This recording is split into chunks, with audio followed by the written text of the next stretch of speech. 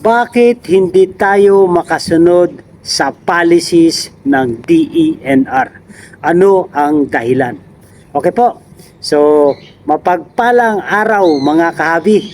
So, ang topic natin at pag-uusapan natin ngayon ay bakit hindi tayo makasunod sa mga rules and regulation, guidelines and policy ng Department of Environment and Natural Resources.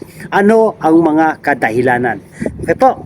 So kung bagong viewers ka sa channel na ito, ay humingi ako ng favor. Please subscribe my YouTube channel, Olen Avery at iba pa. Ang topic natin sa content na to ay regarding po sa mga buhay mag-ibon. Okay po mga kahabi. So ang mga dahilan nito ay unang-una ay naglabas ng policy ang DENR. Ito yung Republic Act 9147. Okay po. Itong Republic Act 9147, ito yung batas na dapat nating sundin. Wildlife Resources and Conservation and Protection Act, Republic Act 9147. An act providing for the conservation and protection of wildlife resources and their habitat. Okay po. Appropriating funds therefore and for other purposes. Ang batas na nagpapatibay ng pananatili at pangangalaga ng mga buhay ilang at sa kanilang mga tirahan. Okay po, ito yung batas ng DENR na dapat nating sundin. Hindi natin pwede na baliwalain ang batas ng isang ahensya kung gusto nating mag-alaga ng mga species na ayon sa DENR ay kailangan iparehistro. Okay po, so ano nga po ba ang mga dahilan kung bakit nahihirapan ang ating mga kahabi na makasunod sa mga policy? At ganoon din po ay sagutin din natin yung katanungan ng ating mga kahabi patungkol dito sa ating topic. Okay po, minsan kasi kaya naman nating gawin, ngunit ayaw nating umpisahan. Alam na natin na kailangan iparehistro ang ibon, ngunit ayaw nating gumawa ng paraan. Yung pagkakamali natin, isinisisi natin sa ibang bagay para ma-cover up yung ating pagkakamali. Yung hindi natin na pagsunod ay ibabaling natin ang mali natin sa ibang tao o sa ibang ahensya o sa ibang kaganapan. Anong ibig kong sabihin? So pakinggan muna natin yung mga tanong ng ating kahabi. So ito po yung tanong ng ating kahabi na si Raleigh San Diego. Ang gawin dapat nila, ipagbawal ang pag-import ng mga ibon na yan dito kung bawal po sa atin na mag-alaga niyan ng walang papel. Ayaw nila huliin ang mga tinda, ang nagtinda na yan ng lantaran. Tapos mga small time na lang naglilibang lang pag inita nila. At sa mga bansa lang naman yan kung saan sila nagmula, dun lang endangered lodge. Okay po, so maraming po salamat kahabi Raleigh San Diego sa inyong katanungan. Okay po, so hindi naman natin sinasabi na hindi na tayo pwede mag-import ng ibon dahil ito ay ipinagbabawal. Meron po sa nakalagay sa batas ng DENR na pinahihintulutan nila ang mag-import ng mga species. Okay po, dahil nakakomply naman sila ng mga requirements. Ito yung tinatawag na export permit. Okay po. So, meron din naman dito sa atin sa Pilipinas na export naman tayo ng mga species sa ibang bansa. So ito naman po yung export permit. Import permit, pag galing sa ibang bansa, dadalhin sa atin ay yes po, export permit pag mula sa ating bansa at dadalhin sa ibang bansa ay export permit. Ngayon, pag sa ibang bansa naman, dadalhin sa Pilipinas ay import permit. So, kaya nakakarating dito kahit ito ay mga endangered species dahil meron pong permit.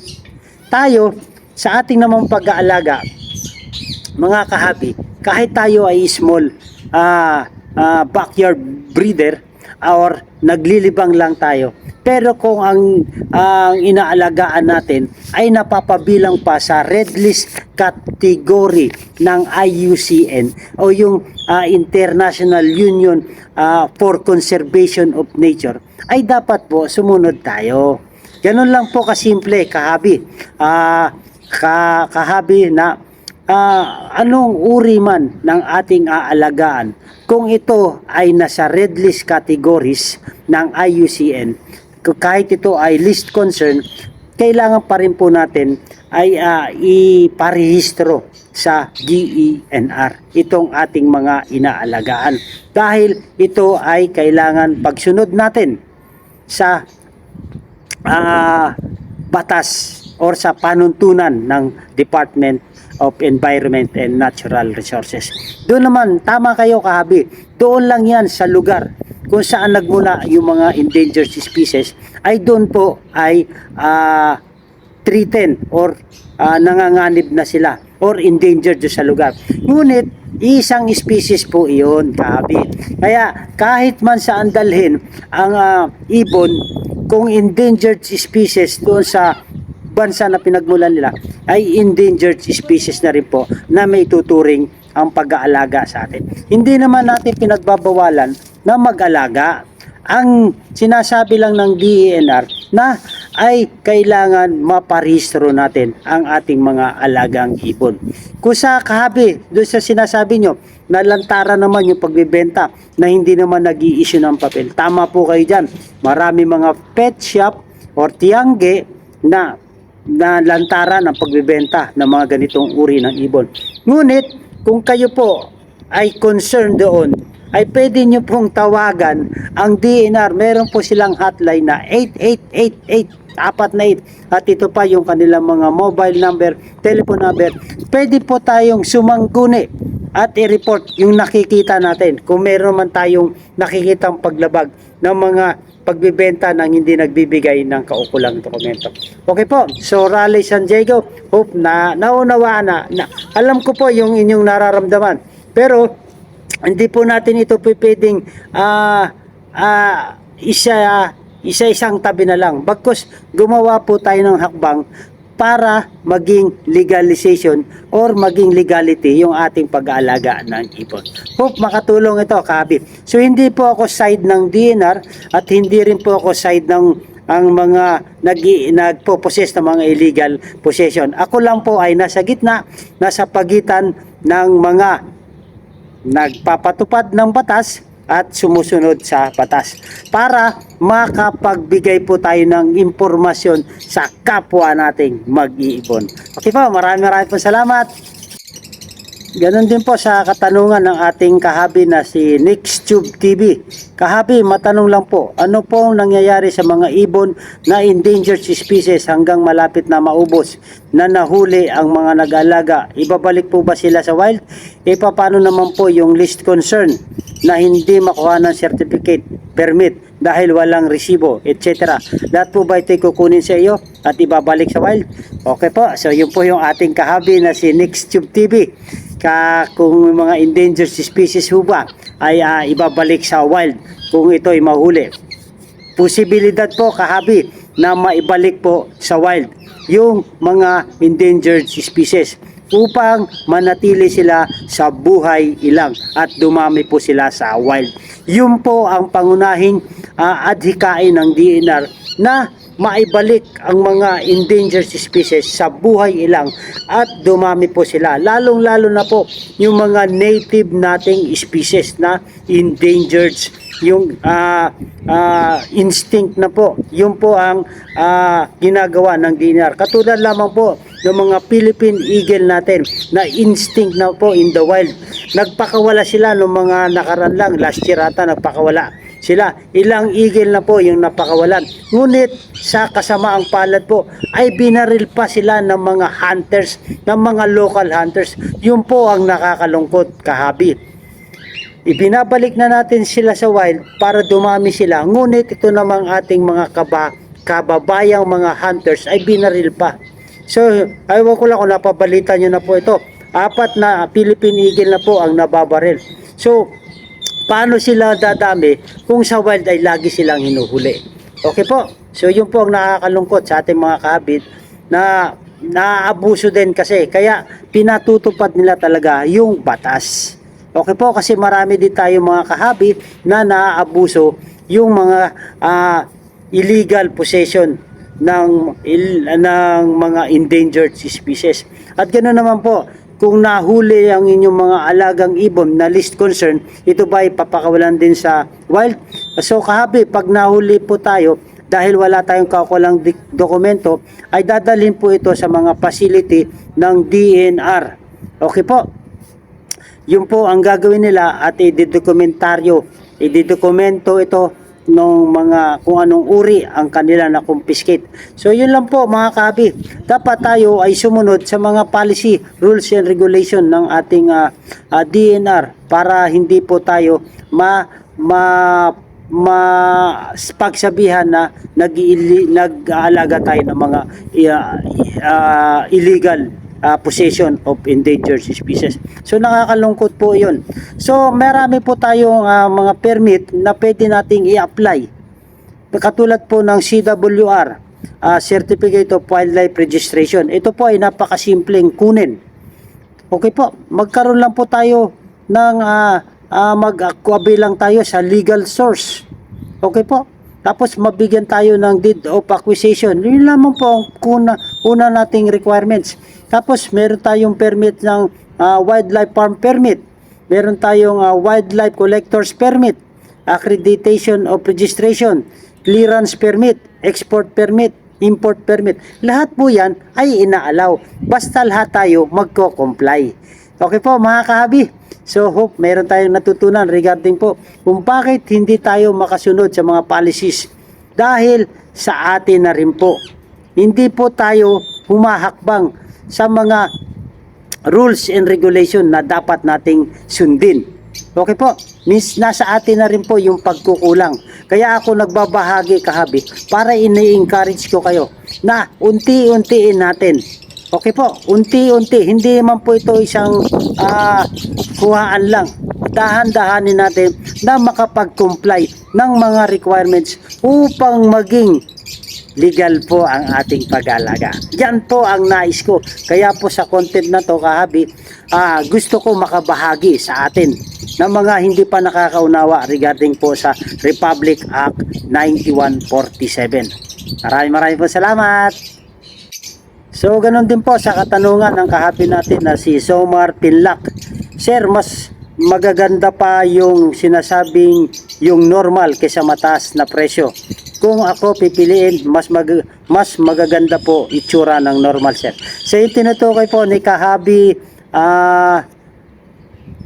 Zomar Pinlac, shoutout po sa inyo, ay yung mga kakatil. Okay po, so ito lang po ang ating kasagutan. Kaya po maraming lumalabas ngayon na mga mutation ng kakatil. Okay po, dahil marami tayong pagpipilian. Okay po, so kung sa tingin natin na maganda ang isang species, yun po yung ating kunin. Kung yung hindi sa maganda sa ating paningin, ngunit mataas ang presyo, ay yun po kasi ay tinatawag nilang na rare mutation. Bibihira pa lang yung ganyang itsura or ganyang mutation or ganyang species. Kaya po nagmamahal. Yan po ang nagiging batayan. Kung common na yung kulay na yan, ay bumababa po yung presyo. Ibig sabihin, marami na po sa market, marami na po sa mga breeder or marami na po sa mga seller ang ganyang itsura. Tulad ng mga normal. Okay po? Noong unang lumabas po yung normal na kakatil ay napakamahal po ng mga prices niya na kakatil. Okay po? Dahil yan lang po ang unang lumabas na mutation ng kakatil. Ngunit sa tagal ng panahon, dumadami po yung mutation, dumadami yung mga species, dumadami yung variety. Ngayon yung mga nagiging mataas dati ay nagiging normal na ang mutation. Ngayon, yung high price naman po ay yun ang nagiging high mutation. Kaya nagkakaroon sila ng high mute at low mute dahil doon sa prices. Katulad din po yan ng Alps 2 na lovebirds. Dati napakamahal po niya ng unang mga labas. Tapos naglabasan yung mga opaline. Ngayon, magkano na lang po yung mga opaline? Handlers 200 pesos na lang po ang bawat isa. Pero dati, mabibili natin yan almost 100,000 ang bawat isa. Dahil po yan sa dami. Dahil po sa supply. Kaya po nagmumura ang presyuhan ng ibon. Ngunit, kung sa tingin natin kung alin po yung maganda, doon po tayo mag-focus.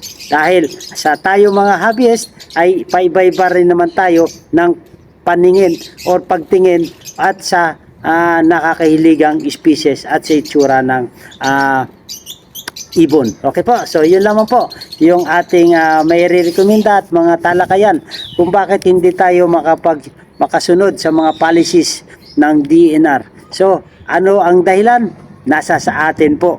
Wala po sa ibang tao, wala po sa ibang ahensya, nasa sa atin ang dahilan kung bakit hindi tayo makasunod sa mga policy, guidelines, rules and regulation ng DNR dahil po sa atin. Pag may gusto, maraming paraan. Pag ayaw, maraming dahilan at marami pa tayong sisisihin. Okay po mga kabi, maraming po salamat sa inyong panonood. Hope nagustuhan nyo yung talakayan natin. At kung nagustuhan yung video na to ay humingi ako ng favor. Please subscribe my YouTube channel, Olen Avery at iba pa.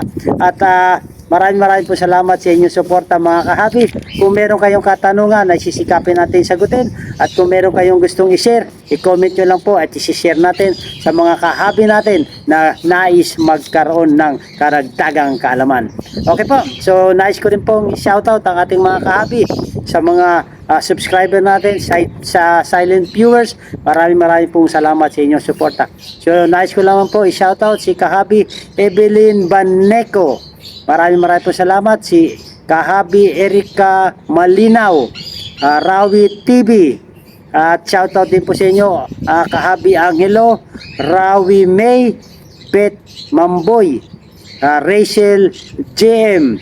Shoutout din po sa inyo kahabi Bandol de Torres, may channel lang. Shoutout po sa inyo si Evelyn Banico, Gregorio Paras, Arnie Tanola. Okay po, shoutout po sa inyo. At kay kahabi Lisa Buledo, Team O Hiogkas. At kay kahabi JC Vlogs. At kay last but not the least si kahabi Annalyn Medina. Maraming po salamat at shoutout po sa inyo. Maganda ang buhay pag may alagang ibon sa ating bahay. Mabuhay and God bless. Thank you for watching. On the board, going hard, I be on the job.